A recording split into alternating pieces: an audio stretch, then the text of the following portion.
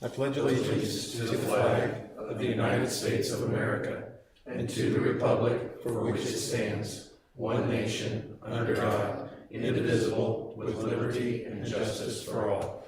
Let's take a moment in prayer. Heavenly Father, we thank you for the time we have this evening. Thank you for the ability to do the town's business. I pray that you'd make us wise, help us to make good decisions and steward the resources that this town has well for their benefit. We pray for all of our men and women in uniform overseas, those that are in harm's way and those that support. I pray that you bring them home safe and victorious.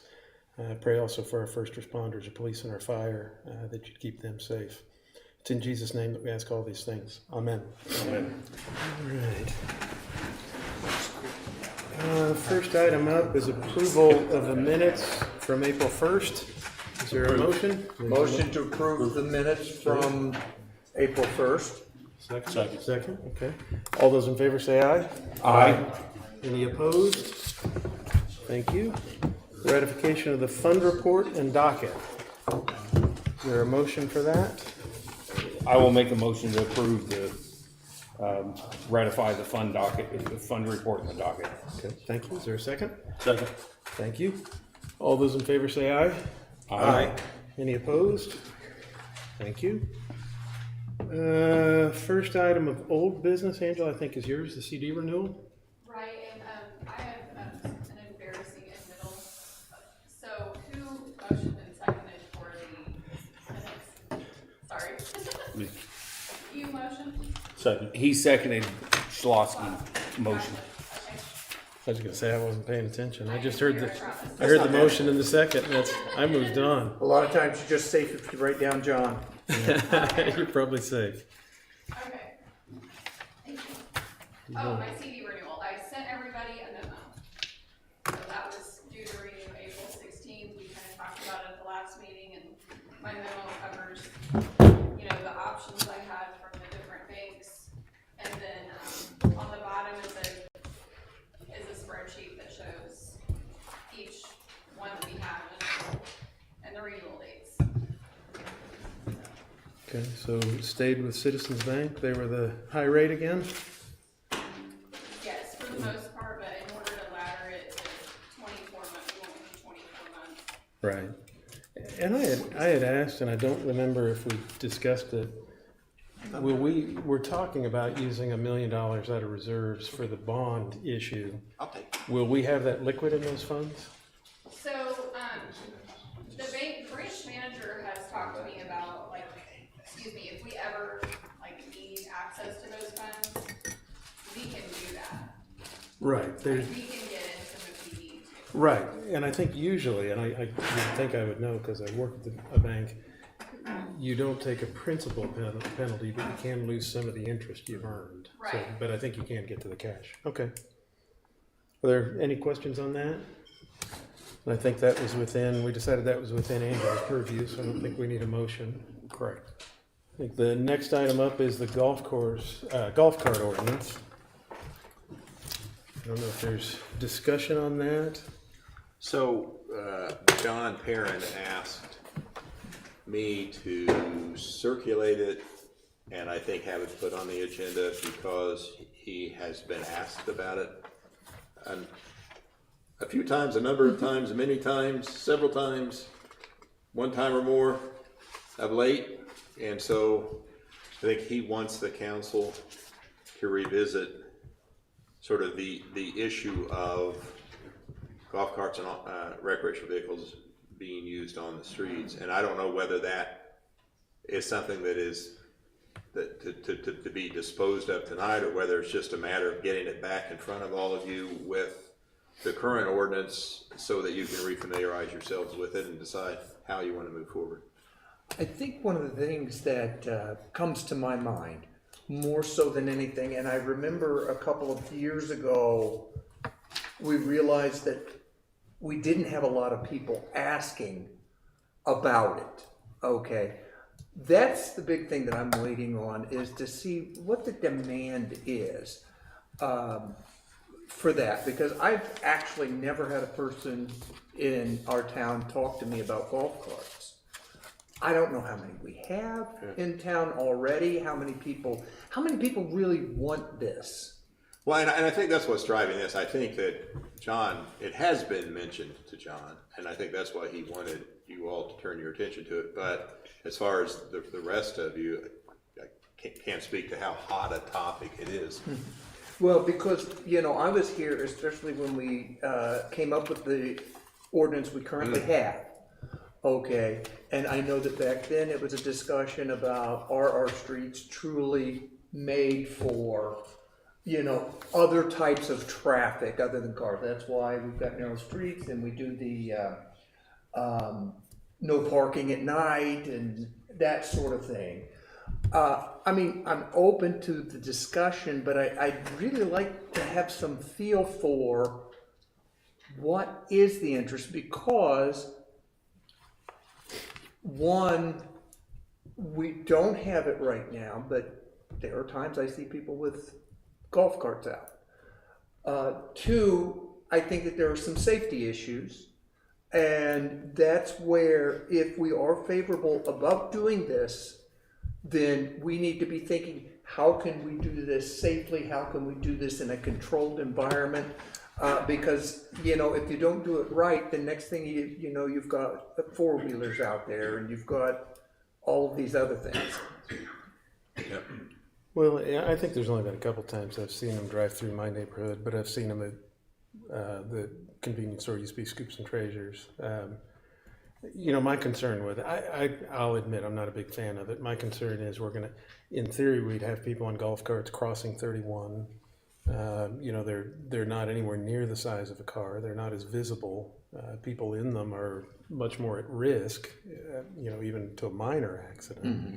And I've got a question for you, Lee. Process-wise, I know the open to the public section's at the end, but we may have some folks here this evening that want to speak about it. Is there anybody here that wants to speak about that? If you'd like, state your name and your address, please. Yeah, well, okay. My name is Kevin, and I'm at 243 Linwood. Okay. And I'd like to talk about, actually, if I can show a picture, if I'm allowed to come up. Yeah. But I have folks coming around my block, Linwood to Moreland, Westbrook, using it as a Okay. go-kart That's what it track. is. This is what I have to see, and I've got people complaining, my neighbors of mine, stating that, they think that people are only about 30 inches high, and there's kids on these. So this is what I don't want. I came just the other day to find out what the ordinance was, and so. Yeah. I can tell you those sorts of vehicles. Well, first of all, in the absence of an ordinance that permits golf carts and other off-road vehicles, they're not permitted under state statute. Joe and I have emailed back and forth a few times the last couple of days. Mini bikes, go-karts, all those things that all of us know about, they're not permitted. They've never been permitted. There's not any scenario under which they are permitted. I suppose if the town under home rule adopted an ordinance that said anybody can drive anything anytime they want at any age anywhere in town, then okay, we would be authorizing it. But in the absence of that, the default rule under state statute is none of these things can be driven on town streets. So that just needs to be enforced. That's simple enough. The council doesn't need to do anything to make that an abuse that's not permitted. Okay. So if I were to call to say, hey, this going, because they don't stop at stop signs. Yeah. They aren't aware of somebody might be backing out of the driveway, things of that nature. I hate to see anybody get hurt. Oh, me too. That's what I'm Well, talking about. there's an existing ordinance that doesn't allow golf carts, except I think maybe the school and maybe Yes. the police. Yeah, Right. yeah, And just for, I do see golf carts come up and down Right. our street. And And that, I don't have any thought about that. My concern was these things that are just so low. there's no definition of golf cart that would include something.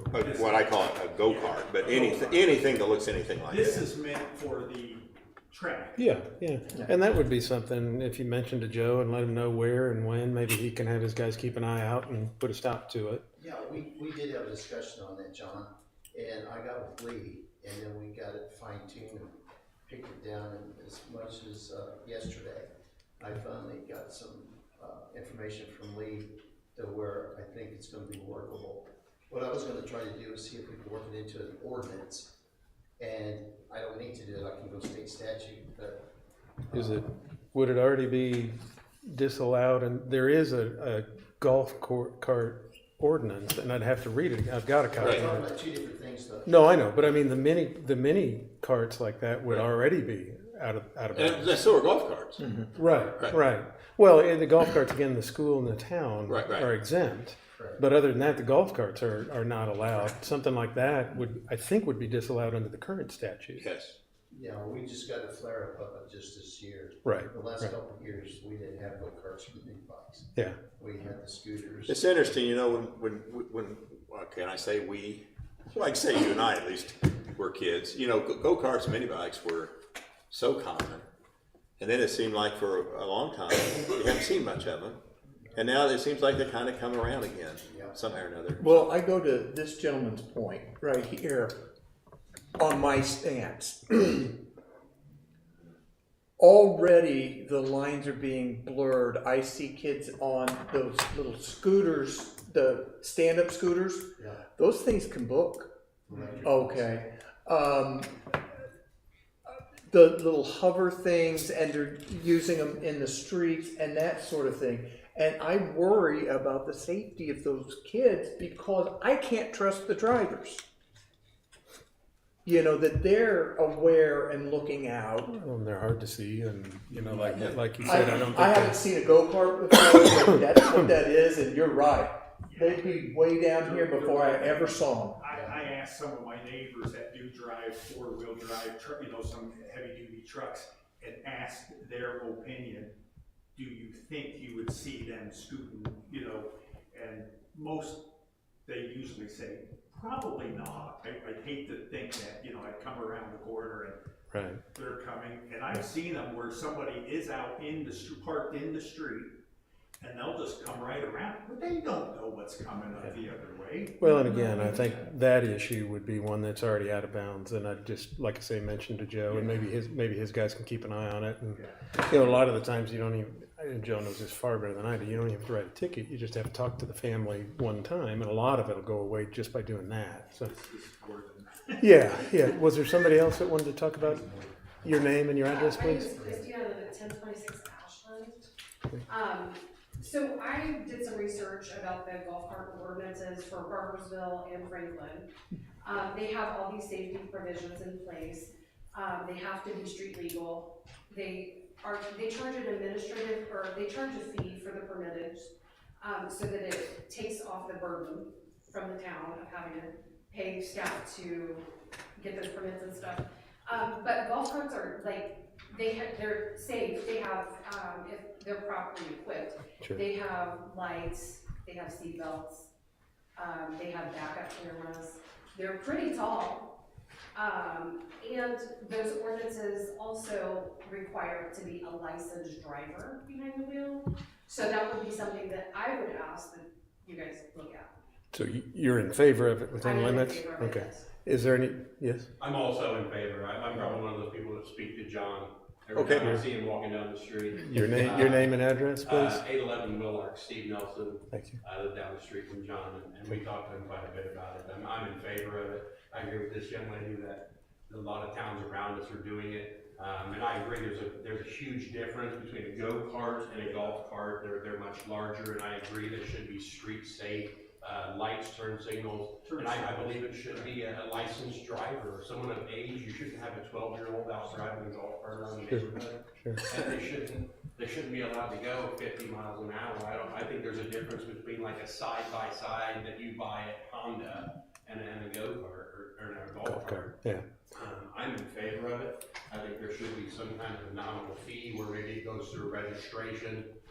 You have to have some kind of a compliance sticker on your go-kart. Yeah, okay. Well, and I guess I'd say two things, or say one thing and ask a question. The one thing is, I really haven't felt a groundswell for this either. You were the first two in a couple of years that have come and said, gee, we'd like this to happen. I guess I'd want to see more desire for it before we really took any action. The question I'd have would be for Joe. I mean, how do you look at this as a police officer? Last year I started looking into it, and I think there'd be some exceptions, like this lady said, you know, have a licensed driver on it. My fear is that the kids would be on it. I think it would be okay, there's turn signals, brake lights, headlights that work, as some of the requirements that a lot of the other towns and cities have. Also, like this gentleman on the end said, there is a registration fee that you can get for them, and a yearly inspection can even be done on it. The monies would go back in probably to the general fund and for the registration fees. But I know that they're pretty popular in Franklin. I'm not so sure about Greenwood as much. But the safety issue, I think it'd be okay if we had a licensed driver or somebody that was mature. I'll do some more looking into it than what I've got, and be glad to report it to the council. Okay. Yeah, I'd be curious. The golf cart ordinances for communities that allow them many of them look very much alike. And I included in my email to you the one I drafted from Morgantown. And it's a synthesis of ordinances from other communities too, that all of them kind of check the boxes that these folks have mentioned. A registration, licensed driver, whatever is on them from the factory, no more occupants than the number of seats, and you know, all that kind of stuff. They all kind of look alike, and there are ways to include those rules. But to my mind, some of it too is based on the actual community itself, and you know, what road widths and speeds and types of traffic, and you know, do you have to stay on either side of 31? And they certainly became really popular in communities in Florida and other, you know, Arizona and the Carolinas, in retirement communities where people are relying on these vehicles instead of cars. And so what you have is some communities where the traffic is golf carts and not cars. And that's different too, because they're not competing with vehicles that are larger and heavier and faster. But boy, it's common and it's popular. Yeah. And there certainly have been ordinances developed over a number of years that have seemed to address the concerns, the issues that elevate them to a much safer alternative than what they would be if it's just a free-for-all. And I think part of it too is your expectation of enforcement. And I think that if you find yourselves inclined to allow these vehicles, then I think you would do that with the assumption that these guys, when they see an 11-year-old driving a golf cart, they're gonna do something about it, because otherwise you have a bunch of, well, it's like anything else, you have a bunch of rules, but if they're not enforced, they don't mean much. And it will become known very quickly if you do this, whether that's something that's a real rule or not. Right. So whether it's really enforced. Yeah. Well, and I definitely want to dig into it a little bit more and hear a little bit of Mr. Perrin's input. But ironically, I saw Joe one time, probably last week, with a golf cart pulled over at Scoops and Treasures. And there was another officer about a week before that. So I actually thought that maybe it was the police department putting it on the agenda. We're already enforcing an ordinance that doesn't allow them.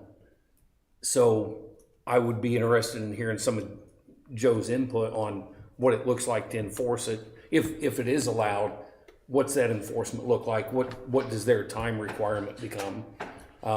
Because again, we're already enforcing an ordinance, so it would just be a little different ordinance.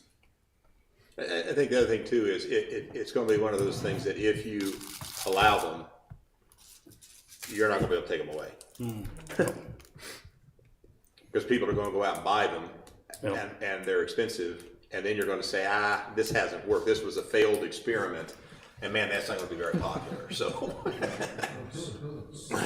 the only thing, I mean, I don't have a problem with golf carts. To live in Barbersville, they're up and down all over the Yeah. But one thing that I will say, being in the position that I am, is if you guys are entertaining this, I would put something in the ordinance to make sure that whenever they attend one of New Whiteland's 5 parks, that they're ensuring that they park in a parking space and are not running around free for all through all the parks.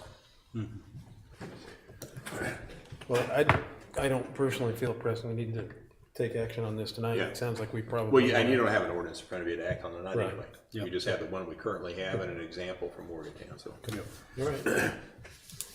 All right. Next up, 5C is the dewatering project bids.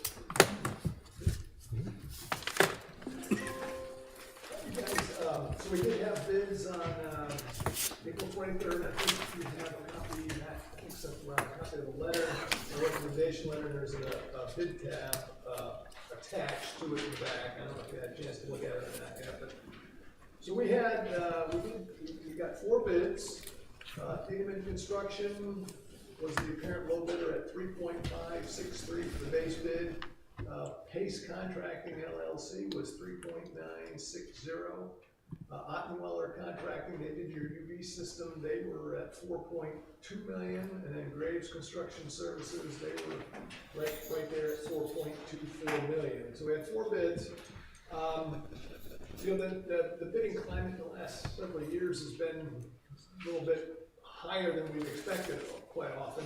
Our estimate was around 3.4 million on this, so we're a little bit high, but Inman is, you know, I think you got 4 bids, that's what the prices are. You got 4 guys bidding on it, 4 groups bidding on it, so that's the going rate for this project. As far as Inman goes, I've worked with them on several projects. They've done 2 wastewater treatment plant expansions for us, actually 3, and one was a $20 million expansion. They do this type of work all the time.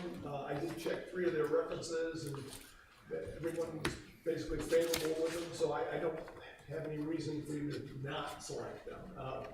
So based on that, and subject to your review and your financing and so forth, I recommend that you move ahead with them.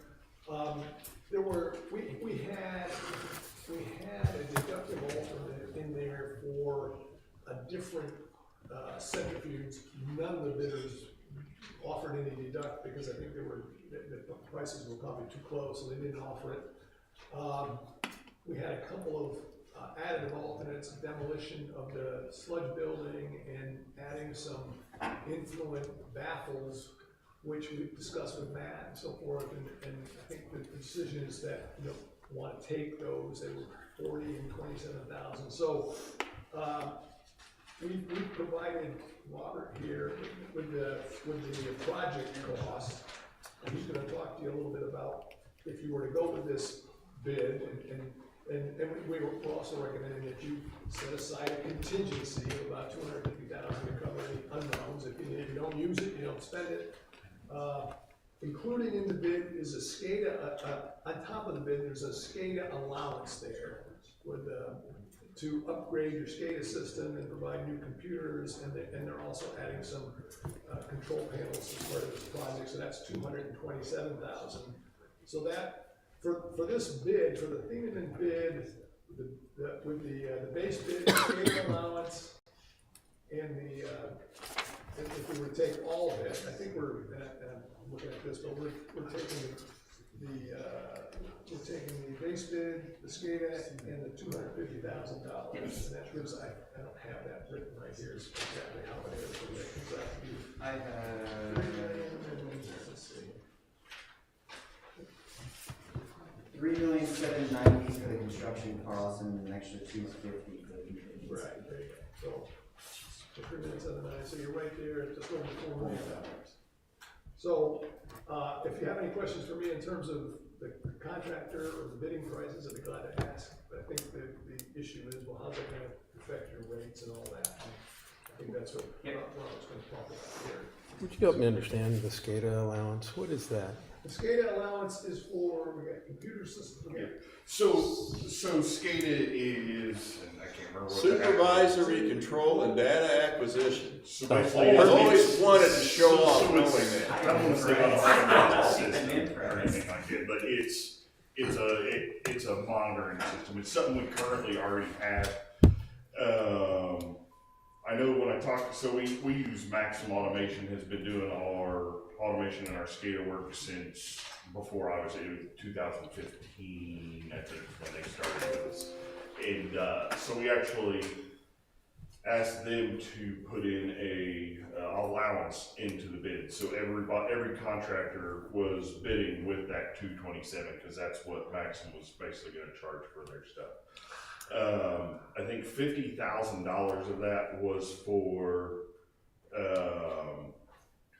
computer upgrades. Currently, the 2 computers that run that system aren't running on the operating system that they need to be, so we were going to have to upgrade them anyways. It was something I was going to plan on adding into the budget into next year. Everything outside of that, if I remember right talking with him, was like control panel stuff that had to go in with this project regardless. to help one piece of equipment communicate with another so they can signal back to the SCADA system. The SCADA is the monitoring system, tells, and Matt can monitor it saying, oh, the centrifuge is running, or the conveyor is running, and so forth. So we've got all this stuff already, but it won't talk to the new machine? Is that what you're saying? So what it is so part of the allowance is for the new equipment to be able, for the SCADA and the new equipment to be able to talk back and forth with each other. They're, in that 227,000 is 50,000 of that is basically 2 new computers and the software that is needed for that communication. So that's an upgrade to what you had. That 50,000 would be the hardware and the software upgrade. The other is the work that this fellow's gonna do in the control panels that he's gonna provide for these pieces of equipment that are then gonna communicate back to that new equipment. So the new equipment is a replacement of your old equipment. Right. And so, and then the stuff that goes with the new equipment is with the new equipment. It's not something you had before. If that makes sense. You know, the new conveyors, the new centrifuges, and the grit washing. Right, right. And I guess the question I'm asking, the SCADA equipment that we have now, is it inadequate? Is it end of life? So the problem is the new software that will have to be used isn't compatible with whatever, I don't remember what Windows we're running now. But we have to basically upgrade to the new Windows system. And to do that, we've got to get all new computers. So it has to be new. We can't update the old and make it work. Right. So, and like I said, it was something I was going to put into my budget. It was planned to go into the budget for him to go into next year anyways. And with this project and having to do the upgrades for the communication between all the new devices to this, it just kind of made sense to add that to it. So really, to make it short would be is there's probably an additional $50,000 in there that the engineer wasn't planning on being in the original project when we kind of started this. Out of that 227, 50,000 really wasn't kind of planned for in the project. So,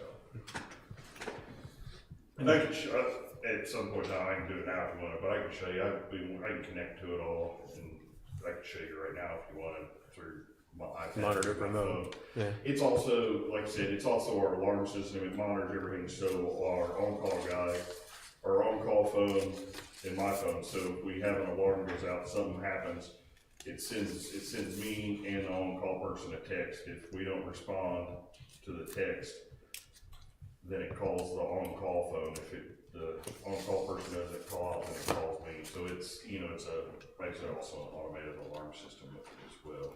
And like I said, it's all current stuff that we have. It's just upgrades that are needed. Sure.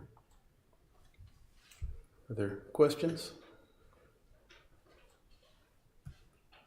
Is there then a motion to accept the Heineman construction bid with the SCADA and at 227 and 250 contingency? I will make a motion to accept Heineman. Okay. Is there a second?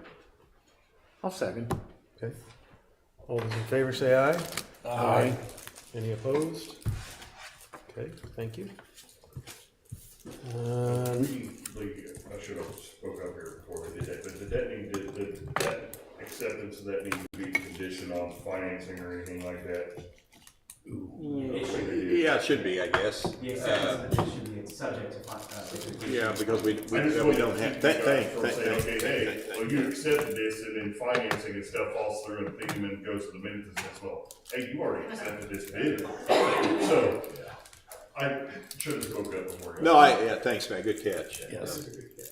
The recommendation is in the letter, is it's subject to legal review, subject to successful closing, you know, on your financing and so forth, and Robert's gonna talk about what options you have there. So we would make a motion to make conditional the acceptance of Thieneman's bid and award of the contract to Thieneman on final review of the bid documents for compliance with the instructions and all legal requirements and financing on terms acceptable to the council for the project.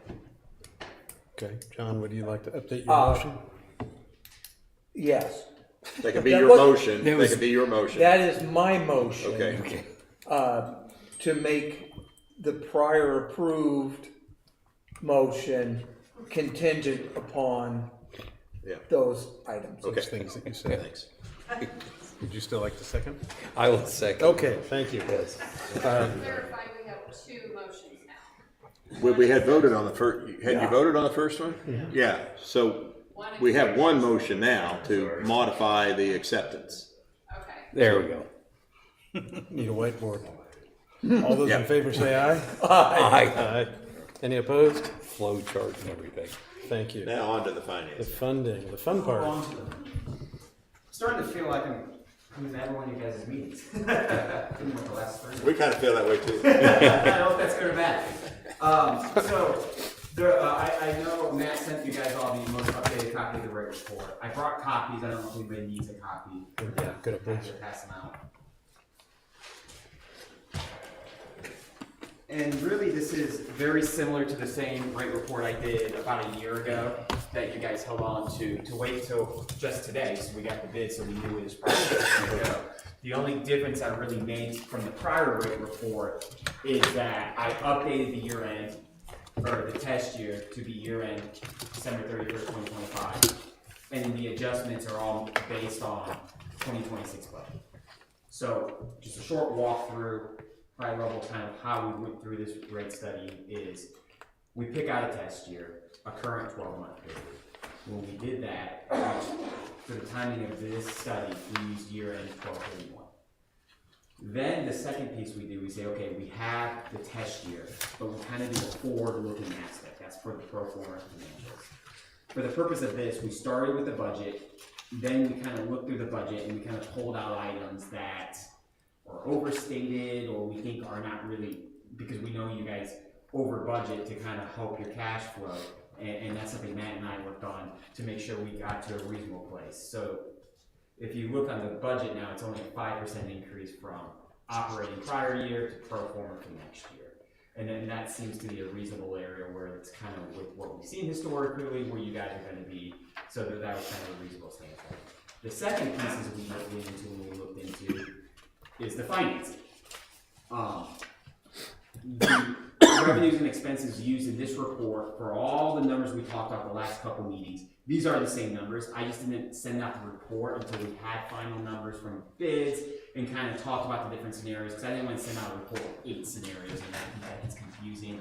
So I really held off till we had it drilled down to 2 main scenarios. If you look on page 1 here, this is a short executive summary, and I'm going to really focus on this bottom box here at the bottom of it. This is really the 2 scenarios we came down to. And we went with the underwriting because there was the lower cost of interest, and I went ahead and just moved forward with and we can always change this when we finalize, but to keep it down to 2 scenarios, I did the RAP, or the deferred principal, to level out your annual debt service payments and to help keep rates as low as possible. That helps because for budgeting and as well as your rate structure, it helps keep a level debt service payment. If we didn't do that, it's gonna bump up and then bump back down, so your rates are gonna kind of go like this. This keeps it nice and level. With the fact that the bids were a little higher than expected, not much, but just a little higher, that did push the percentage increase up a little bit higher. So here, if you see scenario 1, this assumes you put no cash into the project. This is just assuming you finance 100% of the project. That percentage increase is 36.5%. For an average user, they're going to see their bills go up by about $13.44. And then the scenario 2 is the scenario we discussed, where if you put $1 million in from the water sale to be repaid over time from the utility, from the connection fees and different hookups from the new ratepayers that you're expecting to come in over the next couple of years, that will push it down to 28.04% or $10.32, so about $3 difference. One thing I would like to mention or point out, when you debated these two issues, the one thing I was thinking about, and I just went and got to do my job. One thing to remember: sewer revenues are the one revenues you do have to collect anymore that you do have full control on. If there are any other projects out there and you commit these revenues, these monies to this project, obviously those monies will not be there. So let's say a year from now, you have not repaid it. There's a big road project that's $2 million. So you have to go out and finance because you don't have these monies there anymore. That would then have to be a property tax back deal, which then falls in the realm of the SCA 1, all the property tax changes where you're already be kind of handcuffed. So I'm not trying to say go one way or the other. I just want to point out that it is a risk or an issue that if you do choose to use this money for this, it wouldn't be used for other projects that you have where you may not have the wiggle room of the revenues, where you have the ability to raise and decrease really as you wish or as you need without circuit breakers and all the other issues that you do fall into. And the final thing I would point out, so on the last page, there's a community comparison that compares your rates to other communities, mainly in Johnson County. Currently, you're one of the lowest rates, and this will kind of keep you right in the middle for the other, based on the other utilities in the county. Really, a lot we've already discussed, just kind of restating, kind of just bringing back to your attention. I'm happy to take questions or. And so for clarity, the only thing we need to do tonight, we're introducing the rate Yes. ordinance.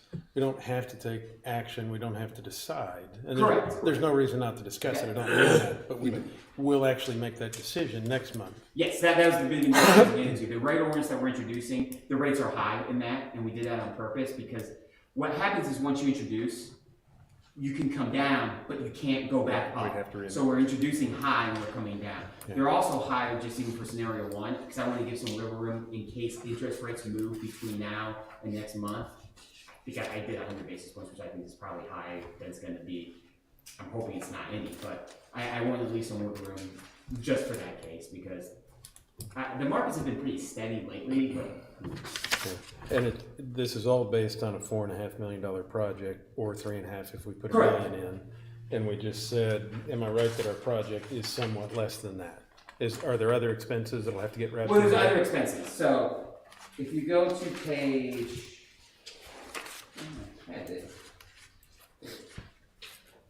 7 or exhibit D, schedule D1, there are other expenses that go in. So the little over $4 million, that's just the construction costs and the contingency fund. There's other costs that go in. You have non-construction costs, so you need to pay your engineers and your other non-construction issues. For underwriting, there's going to be a fee that the underwriter you have to pay, and then there's the cost of issuance for the bonds. So overall, for the bonds, it's 4.5 million.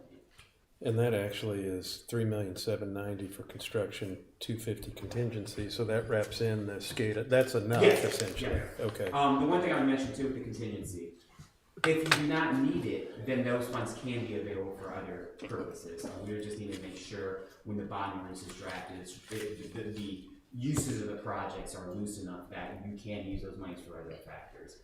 If you choose not to do that, there's 2 other options you really would have for it.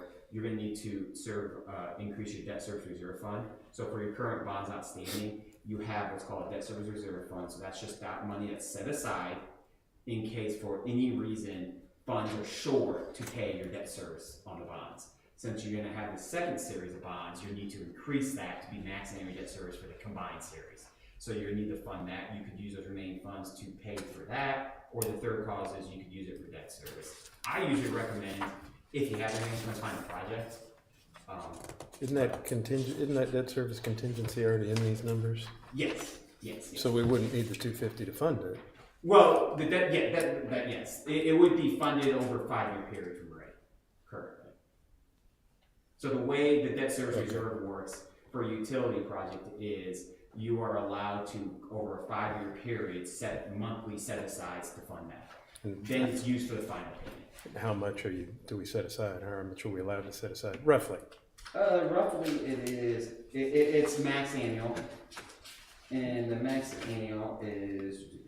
Is that the 61,616? Yeah, and the amount that you'd be setting aside would be either 61,000 a year or 46,000. Okay, all right, okay, and that's what. And once that's satisfied, that money frees up in your rates to use other funds. Okay, and that's really what I was getting at. I thought that was already in there, but it's in there in the projection and needs to be funded. So, okay, Yeah. I got that. Yeah. Okay.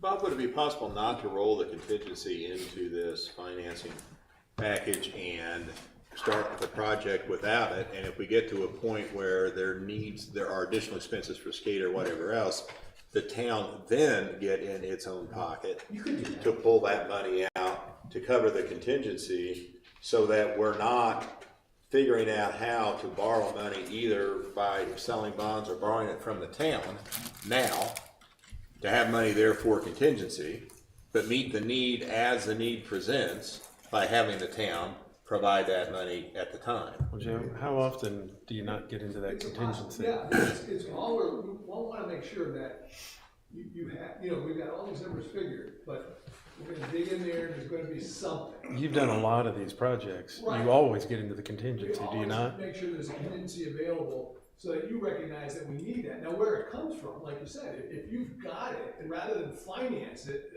one of the things that struck me when we were talking about if you were gonna use the $1 million, for example, well, if the $1 million was there to help buy the thing down, but if you didn't use the contingency, you maybe just used 750,000. 50. That makes Yeah, sense. there's nothing that says you can't do that. And for clarity, if we don't use it, we can't apply it against the bond principal. There would be prepayment penalties to do that. Is that accurate? Correct. Yeah, so just simply reducing the bond on day one is not really a good option. It could be done, but it's not a good option. Correct. Yeah.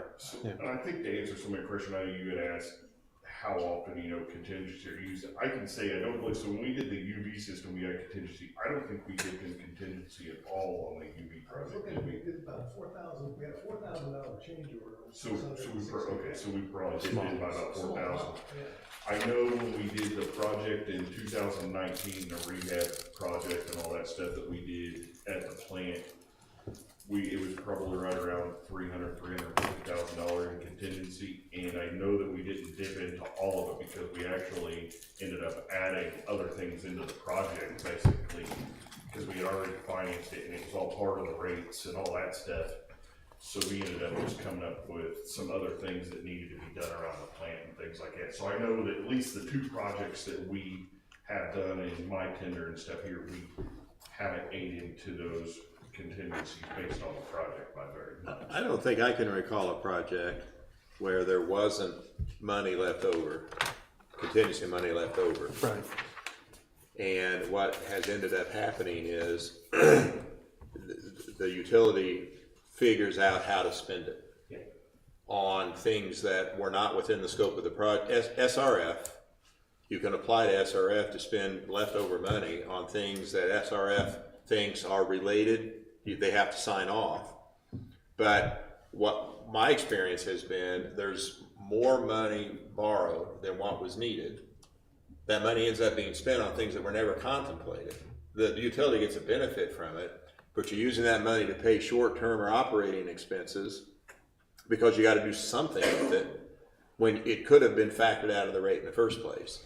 And if the town is going to use some of its own money, you have some flexibility that you otherwise don't, other utilities don't have. Yeah, and that's what I was By throwing it in later rather than now. That's exactly right. Some of these smaller community communities like startup districts and stuff like that, who don't have money. No, it's, A lot no. of times Right. they do it.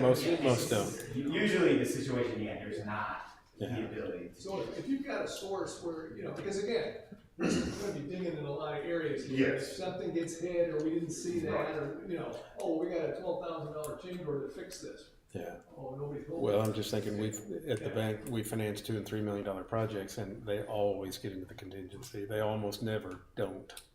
And maybe it's good management on your part, but I always see some of that money get consumed. You're always glad at the end that it was there. And one thing I want to make note, and tell me if I'm wrong on this, he had asked the question about, you know, I'll call it the administrative costs, you know, paying the engineer and the, so I think part of that money in there is also I'll call it reimburses the town almost for money that we've already paid to the engineer, so we've already paid design. Right. So technically, there's money in there. Yeah, and if you To choose, the town. and you could choose not to reverse yourself for that, and that would be another thing that And might impact. that's kind of what I wanted to, that's why I wanted to bring that out too, that, you know, there is that possibility of things like that as well. Right. So, So, Angela, maybe remind us, how much are the reserves at this point? Is it all four of the CDs plus the money market? Is that From it? the water utility, Yeah. on the memo, I broke down which 3 CDs are from the water utility, and one is from the account. That's on the left. Okay, so $1,250,000, $1,750,000, and the money market is interest that's been generated by those funds. Is that Right, accurate? so technically, it all Okay. came from the So sale. 2.25 million reserves. Okay. And you know, I think he raises a good point. We're going to use that million now, and once you use it, you can't use it again. If we need the money in the sewer utility, we've got the ability to raise rates. If we need the money in the general operating budget, we don't have that option. But in theory, over however we set up the loan, the sewer utility is going to pay that $1 million back to us. Now, we may get into a pinch and say, well, we're not going to do that. We're not going to pay ourselves back. I think there's a way to do that if we choose to. But in theory, that $1 million, all we're giving up is the interest expense on that $1 million over the life of this bond, because the sewer utility is going to pay it back. And in the business world, it would pay it back with interest, but I don't imagine that'll be the situation. I'm not sure we'd want it to be the situation, but I suppose we could. You technically could, yeah. Yeah. It's the purpose of Yeah. trying to save the interest costs. Yeah. So again, there is a risk. Once you spend money, you can't spend it again. But we've had that money for more than a decade. I think, and again, this is not a decision we have to make tonight. Right. So I'm just expressing an opinion, but I think it makes sense to use it. And we've set that money aside for situations just like this. Yeah. It's awesome to have the nest egg or the rainy day, but if you're never going to spend it, then it has no value. So this is an opportunity to minimize impact. Yeah. And the increase is still 28%. It's a meaningful increase. Mm-hmm. You can say, well, yeah, it's 28%, but it's $10. It's still 28%. But again, it's a project that has to happen. I think it's a prudent way to approach it. Like I say, we don't have to decide that tonight, but I think that's where my gut is on it. and I will say, as far as paying that back, I know we've talked about it as far as using the availability fees that we're gonna collect from the Pleasant Creek subdivision. I think it's either 403 or 405 homes or something like that, at $22.90 a piece will be the availability fees. Obviously, if that gets built out in a year, my plan is looking at the end of the year of how much we brought in from the availability fees, and then having you basically take that amount out of the utility to pay towards it. If it builds out in a year, then we pay it in a year. If it's 3 years, it could be 3 years. Yeah, and it feels like a home run if it's built out, and it probably won't be built out in a year. I don't think anybody can build. Yeah. Maybe they can build 400 houses in a year, but Right. I figured probably based on the other 2 subdivisions, I would assume probably about 3 years. right. Well, and related to that, I assume MI is still talking about a project. Is that? Yeah. Yeah. Okay. So assuming that happens, there's more hook-on Right. fees. Yeah. It'd be quicker getting that back to it. Well, and we also, one of the things I think you told me that made sense, and I think I got it right, in the rates that we're setting, we're not assuming any revenue off those 400 houses because at this moment it's speculative. They may not. Right. Yeah, so that's going to right. expand too. Right. Yeah. The issue with that is if I speculated that and we Right. take that to an investor, they're gonna say, that's great, you think this is before Whiteland does Or it. 2008 or 2009 happens again and they don't build the houses for a decade. In order to have those rates, it pretty much in the ground, I mean, they have to be 90%. We have to be able to pay it right now. Yeah. So again, that's going to expand too. Right. That'll help soften the blow over time. Right, I think the biggest thing with that is it's gonna help delay the next rate increase. I mean, Right. I think our last one was in 2018 was the last sanitary sewer increase. Well, I put a bug in Matt's ear, and maybe this is for tonight, maybe it's not. It seems like the next big project probably isn't in the plant. It's probably in Raintree. Is that a?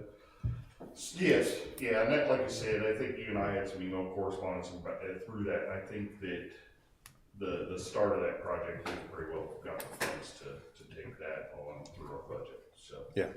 And by that, I mean, I think there's a significant amount of I&I that comes out of that neighborhood. By the time we eliminate that, then our capacity usage is gonna shrink besides. Right. And that, again, I think we've determined if MI does what they're talking about, we've got capacity already. Yeah, so we would have capacity based off of what they have talked about Right. before that. So anything moving outside of that amount of 260 some homes or something like that, we would have to start looking at capacity increase, which would be, we'll call it the next big project, at the wastewater plant. But with 700 more customers paying rates every month to help service the debt on that, Yes. and the availability fees we've collected for 700 customers. Right. The fact that you can So- actually connect these customers before you need it helps you out tremendously. I've been in plenty of communities where they have projects come in like this and they won them, but they have to build the plant before they come. And then you're trying to finance $15 million without their revenue. It becomes so much complicated. So that helps tremendously. And again, this is going far afield, but This is- and maybe it's for the two of you. Is the next project at the plant, is it another package, or is there something else that could be replaced that would expand capacity? So per the PER that they did before this project, the way I understand it basically would be another 500,000 gallon a day package plant. Okay. Is what it was. So it's the big one. There's no more tweaks. So.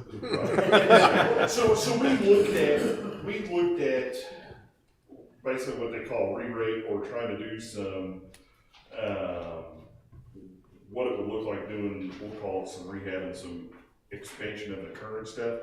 And the way that I understand it, Joe, and correct me if I'm wrong, is our loading that we have coming in, so basically the organics and everything that comes in, like, we're way under.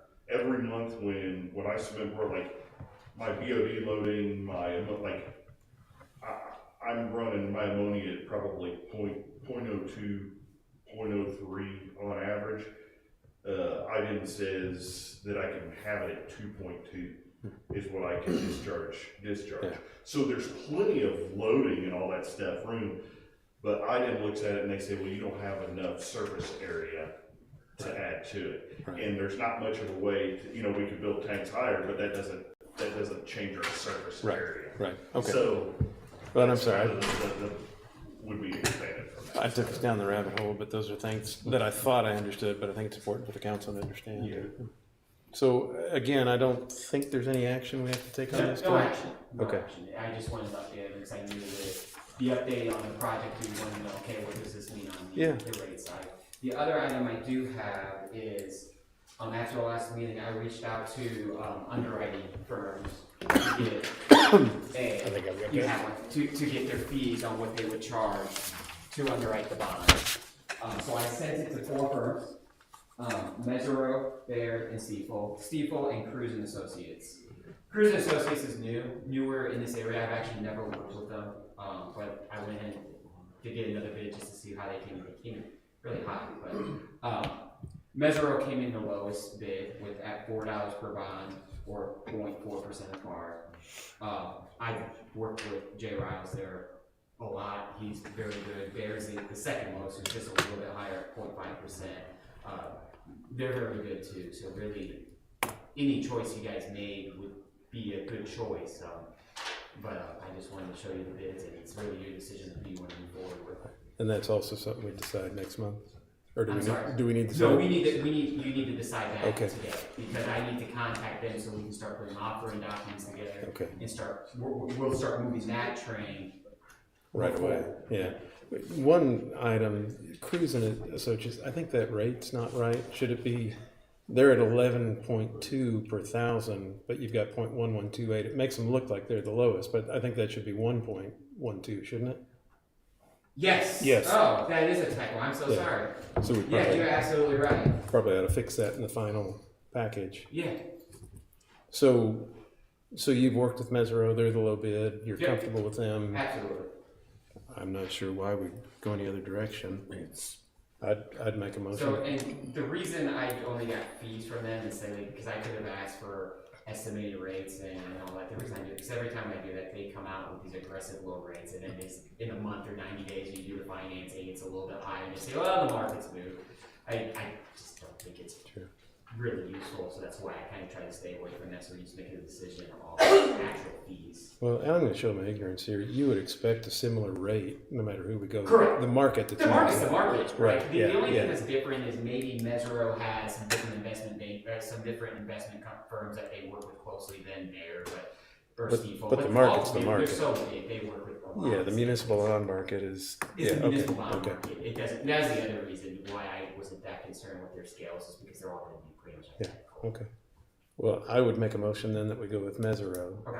Is there a second? I will second. Thank you. I did reach out to, I was at a conference last week for municipal advisors, and Capital One Finance was there, so I talked to them to see if they would be interested. They do private placement, so basically they buy the bonds as a bank, but they came in at they told me their estimated rate would be 5.09%, which would have been higher than the other options. Right. So I just figured it was worth checking to see, maybe they would come at 4.5 or surprise me. New one in town, sure. Yep. Okay, there's a motion and a second. All those in favor say aye. Aye. Any opposed? Okay, thank you. I will contact him tomorrow and let him know that we're moving forward, so we can start moving that, so, because the plan then would be, we'll work with your bond council to get the offering statement put together, and then we'll have to get that to Standard & Poor's so we can get the rating moving. And usually a rating takes about 30 days, so I would try to have that to them made by the 15th of this month, so by the middle of June, we'll have a rating, and then you sell bonds about a week later. So we'll be selling bonds in late June, early July, and closing within that 90-day window from when bids came in. Okay. It'll be tight, but And all that hits on schedule, right? yep. Yes, Okay. I think so at so the June meeting will have the actual public hearing for the Correct. rate ordinance, and then once that kind of gets passed, then I think we can actually send the award out to Thieneman. And so I think that it's fine on schedule. So we get the award after the June meeting, and then we typically go through that process, you get your closing, and then we have the closing in a pre-construction conference, right? At that time. It's looking like maybe mid-July. Yeah, it would be probably July. It would be, I guess, was be when everything's wrapped up. And I will give them an update, because they call and say, hey, we're ready to go, and that's, and they understand the process you're going Right, through. right. So, The issue was we didn't really want to push forward with the rates and the financing until we had the bids in hand, because if it comes in high, if it comes in low, you didn't want to Right. overborrow or underborrow. Right. You wanted to make sure you had the rates properly set. Sure. Okay. Are there other questions on those items? Okay. Next up, well, is there any other old business, Angela? Lee? No, sir. Nope. No. Okay. New business then, adoption of findings and decision. So I sent to each of you proposed findings, conclusions, and the decision rendered by you as the safety board at the conclusion of the disciplinary hearing related to Officer Jordan Potee. I think I heard back, if not from all of you, nearly all of you, that you had reviewed it and it met with your approval. And so tonight, as it would be a sound thing to do and a good practice, even if it weren't a statutory requirement, but it is, to create a written record of your decision. We do have to adopt, you do have to adopt findings that support your decision to terminate Officer Potee. So that's what the findings, conclusions, and decision are. Certainly can answer questions or go over them if you're so inclined. If not, or at the end of that process, I would ask for a motion to approve and adopt the findings, conclusions, and decision of the new Whiteland Town Council as submitted. I think we've all had an opportunity to read the findings, and I think I heard from maybe John at least. Is everybody, are there questions or concerns about that? Nope. No, I felt like it was accurate, so Yeah. I'll make the motion if you're asking. To adopt the findings in the decision? Yes, I'll sir. second. I'll second. Motion and a second. All those in favor, say aye. Aye. Any opposed? Okay, thank you. And I want to say quickly too, you know, it's the first time you all have done this, and it's not anything we want to go through, and it's sort of an unfortunate set of circumstances. It put you in a difficult spot, but it was done really, really well. And in small communities where information is hard to keep contained, you know, what I emphasize all do is important that you not learn about facts related to your decision prior to the hearing. You didn't. You were attentive, you asked good questions, you were respectful and allowed the process to take shape, and I think you got a result that is well supported by the evidence and by your thoughtful consideration of what was a serious decision, and it doesn't go like this most of the time in most places, and I appreciate it, and I think the integrity of the process was well served by how you conducted yourselves. And once again, I think New Whiteland and this council is serving the community very well. So thanks. Good. Other new business, Angela? Lee? No. Oh, well, may I ask something? Yeah, I guess it's kind of new business, just an issue. I'm going to be out of town the night of the June regular meeting, which you guys will be fine. But there are going to be a few things that are going to happen that night. We are going to need to hold a public hearing on the rate increase and act on the ordinance. And there will be the bond ordinance from Tom Pittman that will need to be adopted. All of those will be out to you ahead of time. You already have the rate ordinance. Bob's going to be here because it's a public hearing. Questions about the rates are going to be directed to him, not me anyway. But there are some things that are going to happen. I wanted to make you aware of that. I can be available the Monday or Tuesday of that week. I could be available about the Wednesday of the following week. I just want you to know that I can't very easily be available the night of the regular meeting. If you're more comfortable with me being here, then we can talk about it another night. Knowing that Bob's going to be here because that's the public, and you are. Am I saying that and putting you on the spot, or you're trying to be it because that is the public hearing night? Yeah. I mean, I don't know that other than you needing to make a motion to adopt the rate ordinance as presented, that you know how to do that. The bond ordinance, I'll have out to you ahead of time. That needs to be adopted at the meeting that's introduced because that's what supports the sale of the bonds. But that's what we always do. I don't know what other items might be coming up. I don't think we're going to have anything on MI Homes ready to go in June. I think we're going to have some discussions coming along and moving at a more rapid pace. But I think the only thing on mine probably at that June meeting will be that quote package for okay. the I&I stuff, but I don't see that being any issue. And I guess if there are, big issues come up, I guess, there could be a special meeting sometime between June and July. But anyway, I'm not really asking you to do anything. I'm making you aware of it, but I'd rather tell you now than. And that can be decided later. As we approach that, if we think there are other more complicated, more thorny issues coming along, I'll let you know about that too, and we can always communicate by email. But is that okay?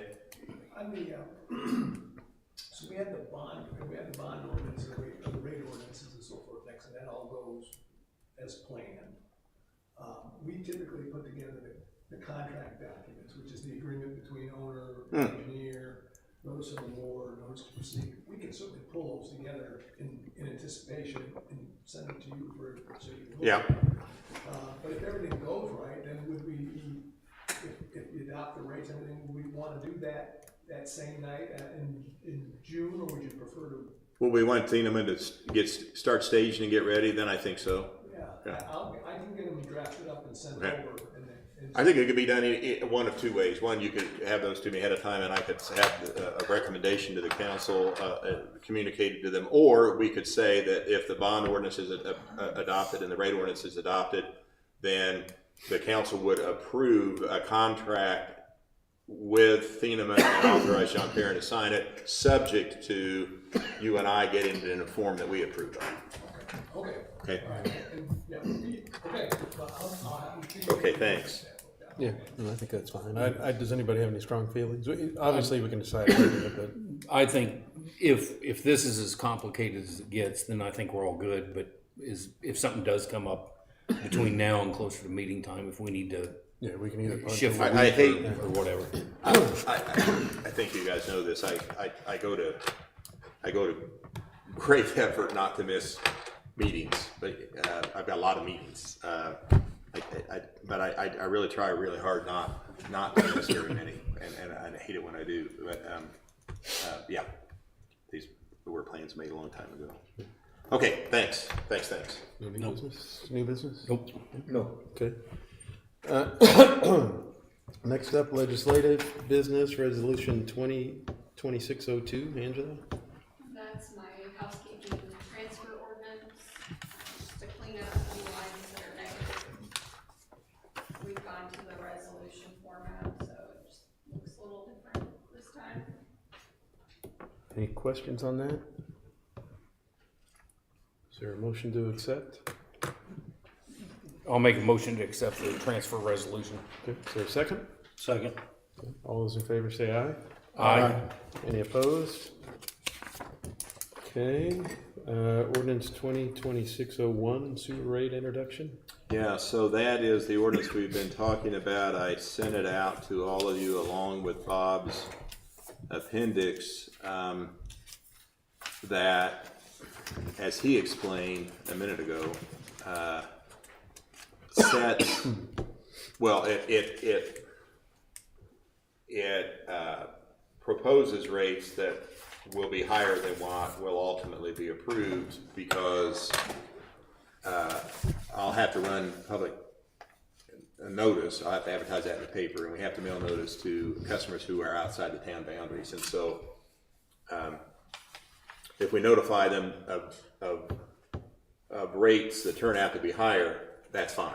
If we notify them of rates and then we have to adopt a rate that's higher than what they received in the notice, we've got a problem. We've got a defective notice, and we have to go through the process again. So what you're seeing tonight is ordinance 2026-01. I'm offering it for introduction tonight, and we'll set the public hearing for the regular meeting in June. And we'll provide proper notice of that, and the public hearing will be held that night, and Bob will be here to assist and respond to questions that evening. So for purposes of the statutory adoption, ordinance 2026-01 is introduced this evening. Any questions on that? Nope. Okay, I don't think we have to take any action on Nope. it tonight. Okay. Well, that concludes the agenda items, so the meeting is now open to the public. If you have something you'd like to talk about, please state your name and your address. Okay, hearing none, we are adjourned. That was pretty emphatic. Boy, no kidding.